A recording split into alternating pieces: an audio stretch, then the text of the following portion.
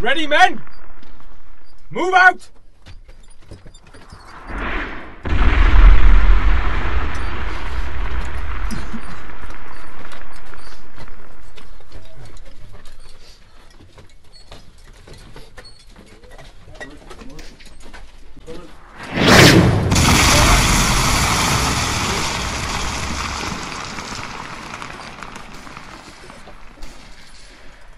Run, Russians! Come on!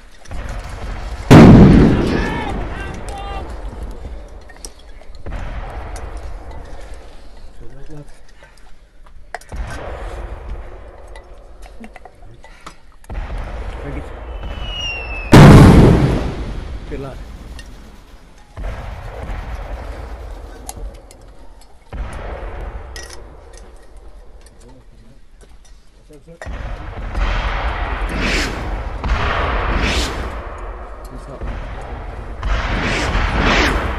Men!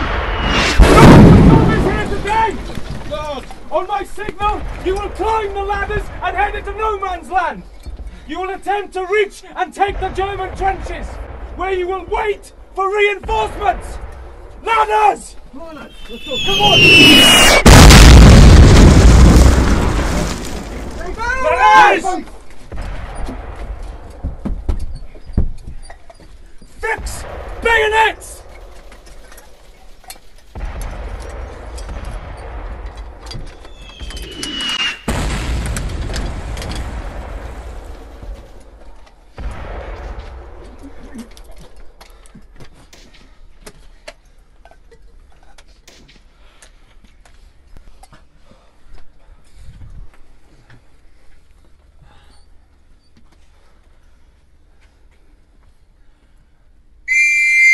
Let's go, men! Come on! Go on, boys! Go on, here! Come on, lads! Come on! Get up here! All of you now! Come on! Get up there! You! Up! Come on! Stop standing around! Leave me when you get up that ladder now! You! Get up here now! What are you? Come on! If you don't get to the top of that ladder in the next 3 seconds, I'll be top mounted and start the pilot to get up that ladder now! Get up! Do you know what's gonna happen if you don't start climbing that ladder right now? Do you? Come here! You're getting out of this trench and up that ladder, even if I have to shoot you myself and drag you over! Get up that ladder now! Soldier! Take cover!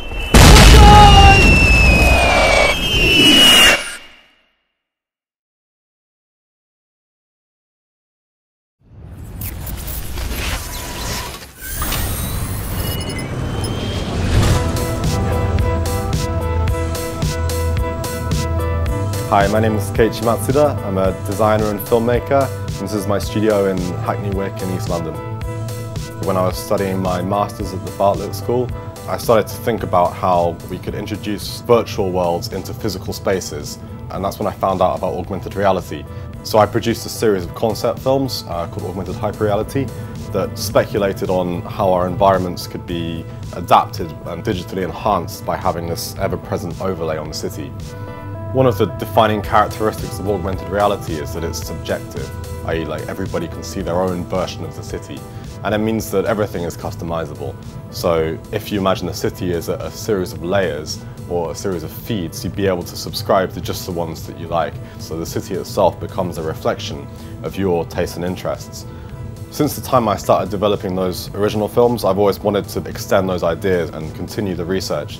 And now I've just started a self-initiated project that I've backed on Kickstarter called Hyperreality, which is a series of 3 films, each from the perspective of a different person, set in Medellin, Colombia.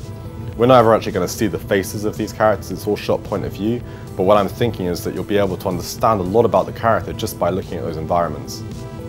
For Dzina Mini Frontiers, I'm going to take a scene in one of the upcoming Hyperreality films and explore what it's like to be driving through the augmented city. So the film's going to look at both the kind of in-car functionality, like what the dashboard of the future might look like, but I think the main focus is going to be on what's happening outside the car, the kind of transport infrastructure. The type of future that I'm imagining is a future where augmented reality is everywhere, it's a part of everything. We don't even consider it as a technology anymore. And it means that a lot of the things that we take for granted in everyday life, like when we're navigating on the streets, the road markings, the signage, all of that can be applied in the digital layer.